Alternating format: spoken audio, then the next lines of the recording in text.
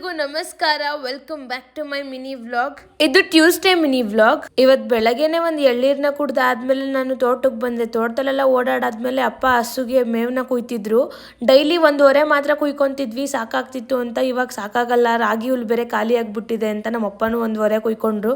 ನಾನು ಅದನ್ನ ಎತ್ಕೊಂಡು ಬಂದು ಮನೆಗೆ ಹಾಕಿ ಮತ್ತೆ ತೋಟಕ್ಕೆ ಬಂದು ನೋಡಿದ್ರೆ ಎಲ್ಲ ತೆಂಗಿನ ಮರದ ಹತ್ರ 1 ಅಥವಾ 2 ತೆಂಗಿನಕಾಯಿ ಬಿದ್ದಿದ್ವು. ನಾನು ಚೀಲ ಬೇರೆ ತಗೊಂಡೋಗಿರ್ಲಿಲ್ಲ, ಎಷ್ಟಾಗುತ್ತೋ ಅಷ್ಟು ಹಿಡ್ಕೊಂಡು ಬಂದೆ. ಇವತ್ತಿನ ತಿಂಡಿಗೆ ರೊಟ್ಟಿ ಮತ್ತೆ ಚಟ್ನಿ ಮಾಡಿದ್ರು. ತಿಂಡಿನ ತಿಂದ್ಬಿಟ್ಟು ಅಕ್ಕಿ ಜಲ್ಡೆ ಮಾಡ್ಬೇಕಿತ್ತು, ಜಲ್ಡೆ ಮಾಡ್ಕೊಂಡೆ. ಬಂದಿರೋ ನುಚ್ಚನೆಲ್ಲ ಕೋಳಿಗೆ ಹಾಕ್ತೆ, ಅವು ಪಾಪ ತಿನ್ಕೊಂಡ್ವು.